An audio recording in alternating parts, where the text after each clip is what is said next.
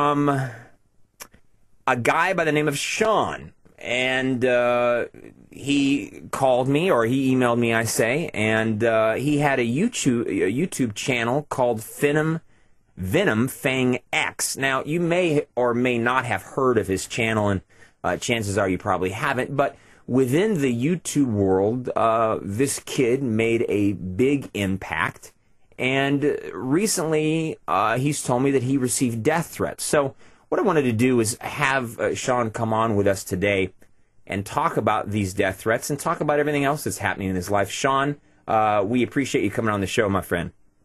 Thank you so much for having me, Jesse. I wanted to find out, first of all, so that everybody understands, I did some research on you just to get, because there's people listening that may have never heard of you before. And Sure. for instance, the BBC on YouTube has 22,000 subscribers. The Associated Press, the AP, everyone knows the AP, they have 45,000 subscribers. Bloomberg had 6,000. Fox News has got 2,000. And the Vatican, the Roman Catholic Vatican's got 17,000. Now, what I figured out was that if you put Fox News, BBC, and the Vatican all together, I think you still beat them. How many subscribers do you have, or did you have, on YouTube? I have over 27,000 at this moment. Okay, so that's a lot. You got, so just so everybody that's out there understands the impact that Sean had on YouTube was quite substantial. Explain to everyone, venom obviously has a connotation that's negative, possibly venom from a snake, then fang, that's possibly negative. X, I'm assuming, is the Generation X. What does VenomFangX mean? Basically, I made that nickname well back in the days. I'm a computer gamer, so I made that nickname well before I even became a Christian, and I made the account before I became a Christian as well. The name just comes from the Marvel Comics superhero character, Venom. You know, he's a Spider-Man character. Venom Fang from a video game, and X is it's just video game language. It never really had a meaning or a purpose. It was just, I thought it was cool. Right, so once you became a Christian, there was no decision really to change that name because you had it for so long. Right, it's just kind of, I've been using that name for probably over 10 years, and I posted one video, my sister, because I was always preaching at my family, they're like, you know what, why don't you just go preach on YouTube? So I made one video one time on that account, and that exploded to have over 600,000 hits. So I just kind of stuck with it. Right, I could understand why. You know, the Vatican, just so you know, their name means soothsayer and fortune teller. And when asked, when you found that out, why don't you change your name? They said, oh well, you know, we've had it for so long. I always thought that was interesting. The Vatican's name means the soothsayer and fortune teller. So when did you start doing YouTube videos? Approximately about 2.5 years ago. Okay, and when you were doing them, what was the goal when you started? Really just to proclaim the joy that I had.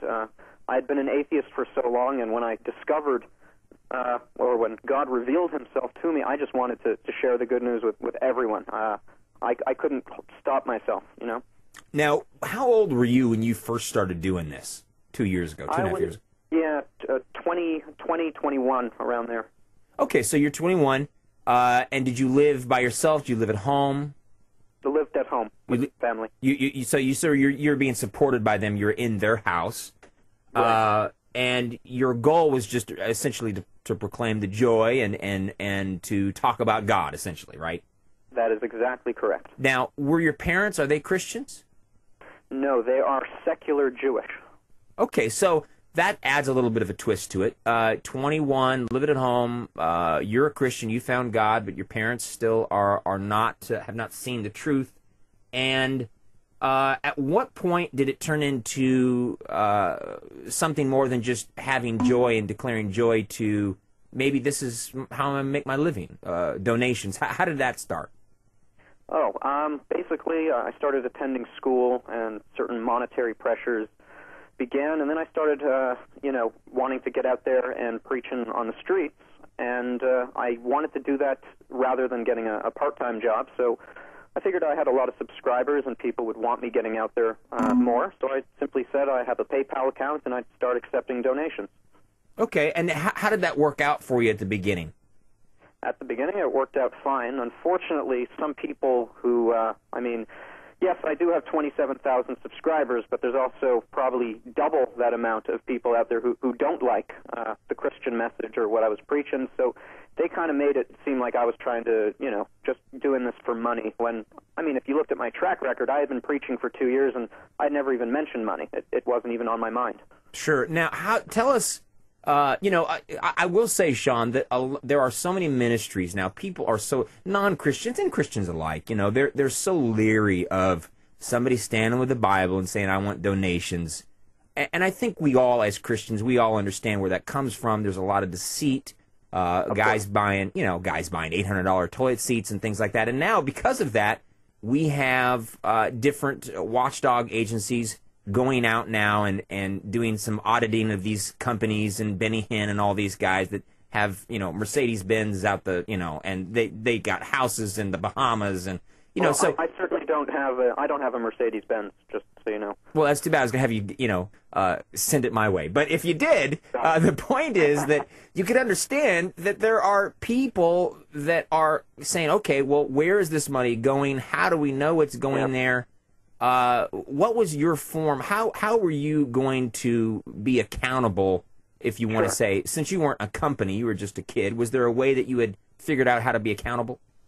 Yeah, I made a video showing that I donated about $600 on camera to charities. I was showing people that I was buying hundreds and hundreds of DVDs and burning them. And that I was, you know, I wasn't misusing my money. I was using the money I was getting to free up my schedule, so I didn't have to work a part-time job in order for me to get out there every day and preach the gospel to total strangers. And I was doing that by uploading videos as often as I could, going out there. And I think people were seeing the fruit of that ministry.